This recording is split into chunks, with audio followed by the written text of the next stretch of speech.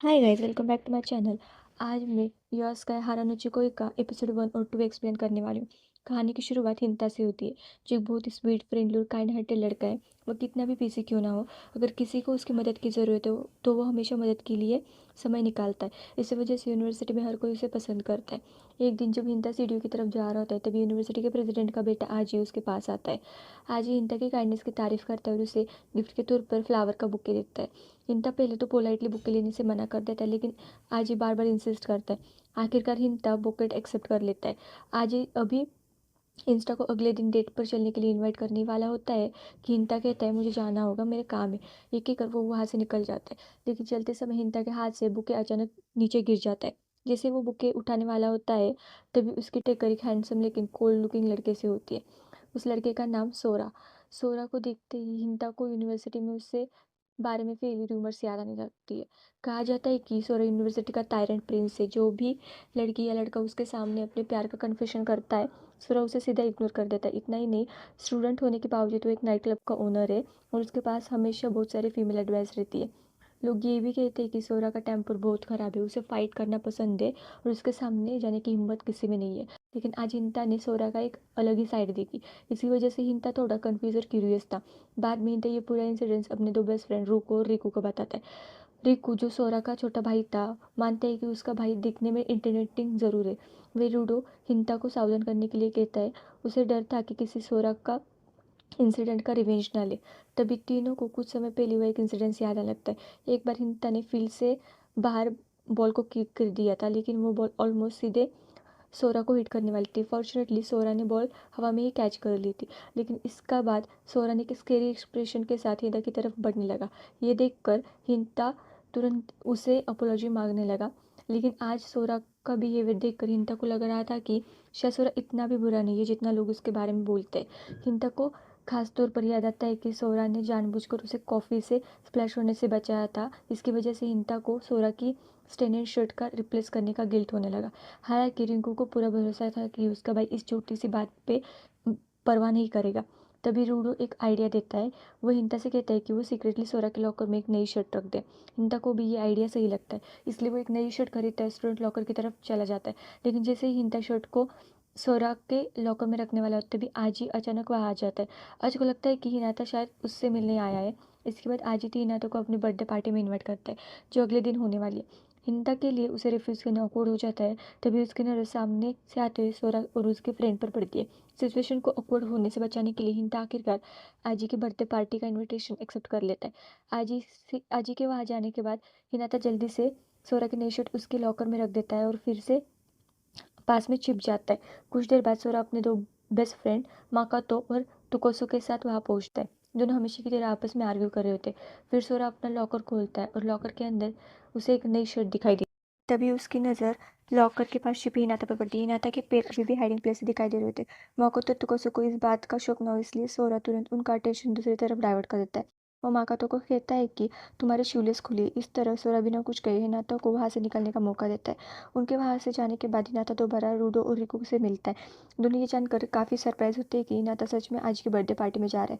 हिनाता admit करते हैं कि वो दूसरों को रिक्वेस्ट को आसानी से रिफ्यूज़ नहीं कर पाता। रिको से समझाता है कि इस तरह के बिहेवियर से आज को फॉल्स होप मिल सकती है।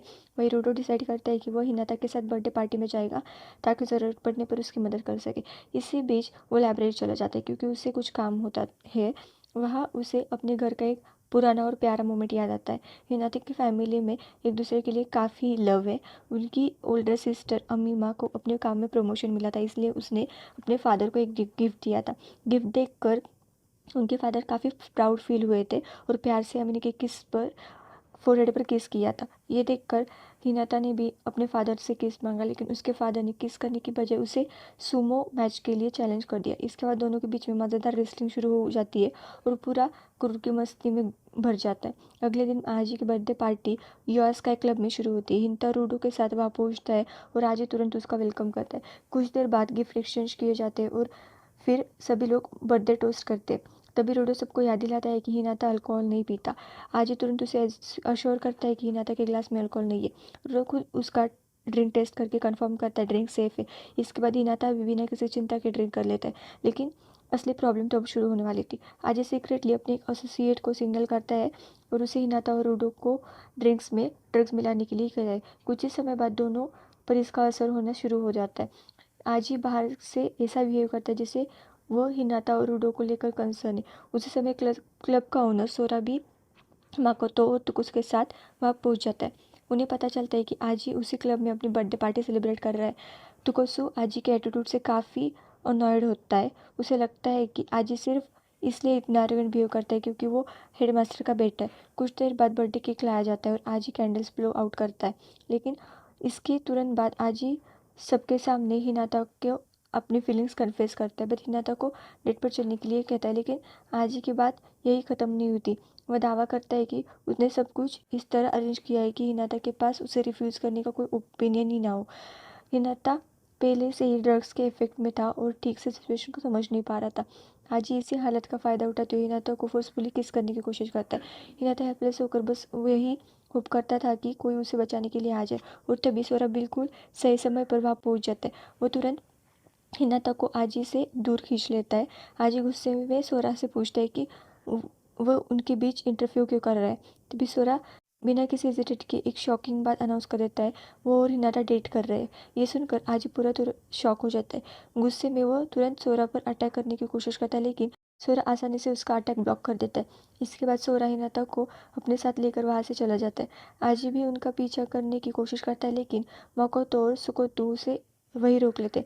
क्लब के बाहर आने के बाद हिनाता की हालत और ख़राब हो जाती है। वो कंप्लेन करता है कि उसका सिर ज़्यादा घूम रहा है। हिनाता की हालत देखकर सोरा डिसाइड करते कि वो उसे अपने बैग पर कैरी करके घर ले जाएगा। हिनाता तुरंत कहता है कि वो बहुत हेवी है, लेकिन सोरा सिंपली उसे अपनी बैग पर चढ़ाने के लिए कहता है। नशे की हालत में हिनाता सोरा को अपने फादर समझ बैठता है।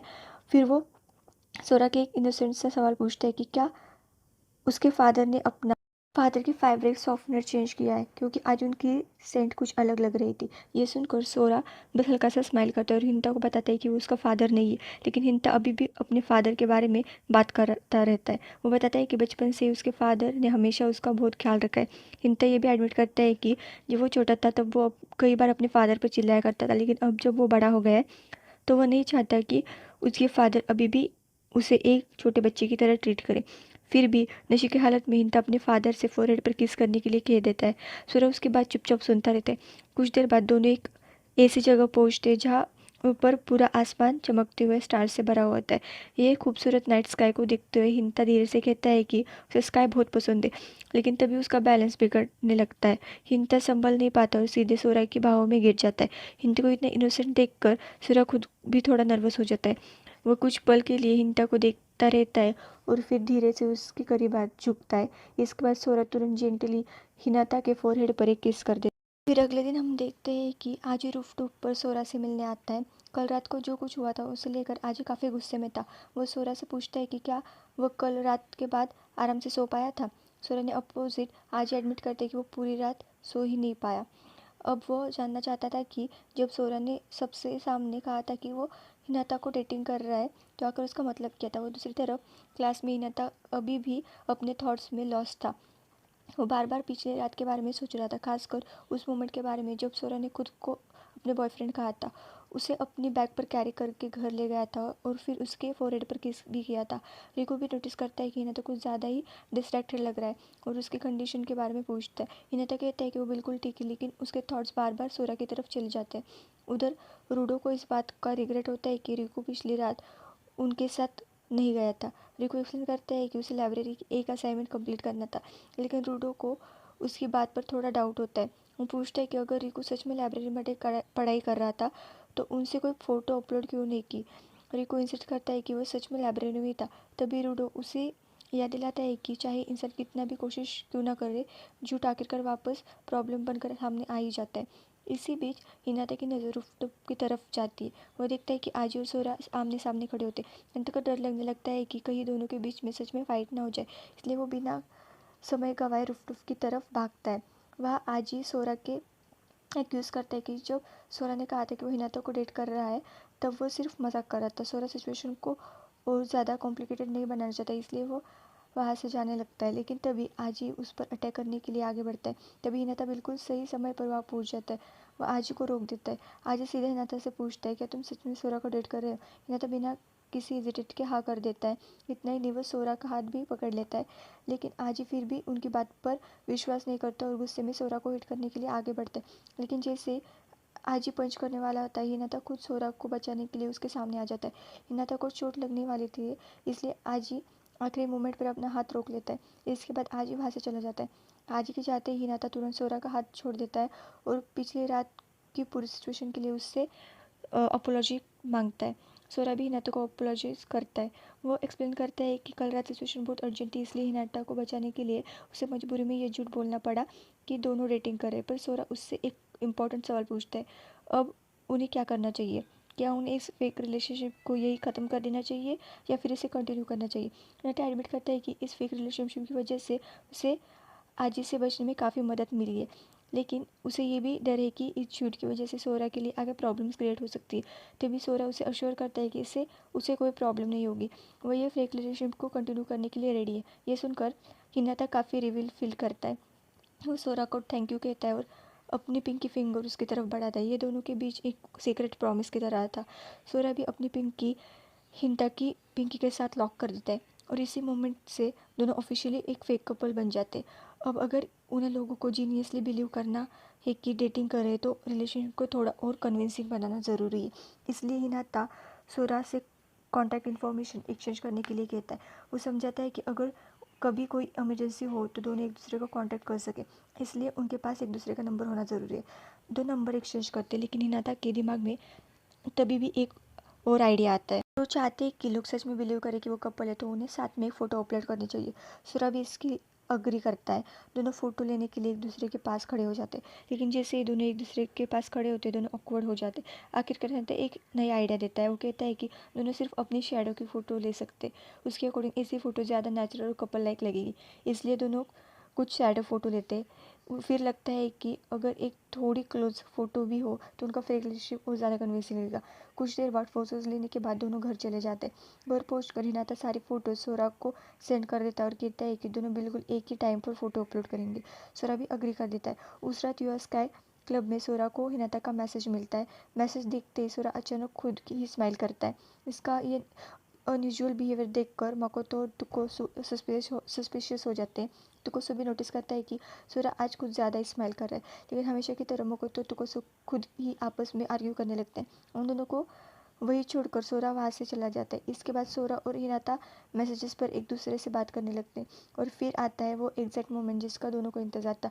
एग्जैक्टली 8 PM पर दोनों एक ही समय पर अपनी फ़ोटोज़ अपलोड कर देते। फ़ोटोज़ देखते ही आजी का मूड तुरंत ख़राब हो जाता है।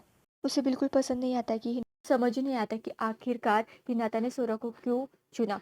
अगले दिन रूडो मौका मिलते ही हिनाता से सोरो के साथ अपने रिलेशनशिप के बारे में पूछता है। हिनाता थोड़ा ऑकवर्ड होकर अपोलॉजी कर मांगता है और बताता है कि उसका इंटेंशन उनसे हाइड करने का नहीं था। रूडो तुरंत पूछता है कि आखिर उन दोनों का रिलेशनशिप कब शुरू हुआ। उसे शक होता है कि शायद हिनाता और सोरा की मुलाकात के बाद ही दोनों के बीच में कुछ शुरू हुआ है।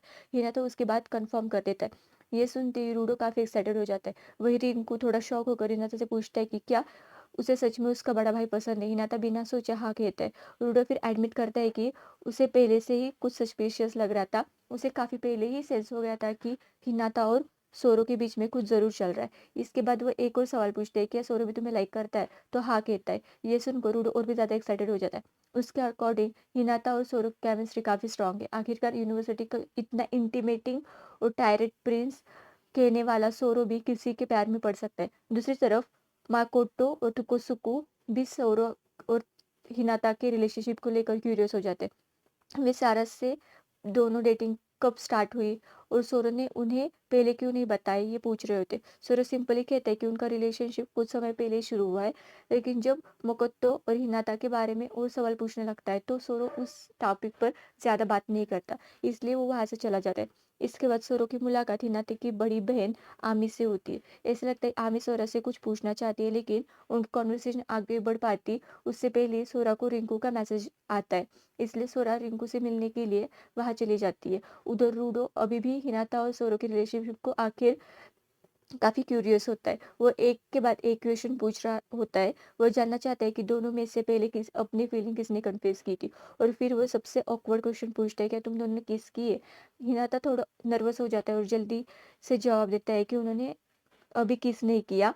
कुछ देर बाद सौरभ भी वहां पहुंच जाता है। रिंकू उसे बैठने के लिए कहता है क्योंकि रूडो के पास अभी भी बहुत सारे क्वेश्चंस होते हैं। रूडो सबसे पहले कंफर्म करता है कि क्या सारा ने सच में हिनाता को डेट कर रहा है।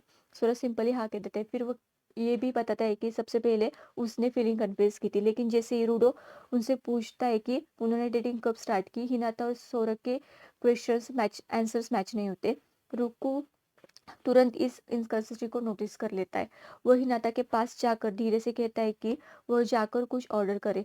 हिनाता सिचुएशन संभालने के लिए बिना सोरा को बताए कुछ स्वीट फूड ऑर्डर कर देता है।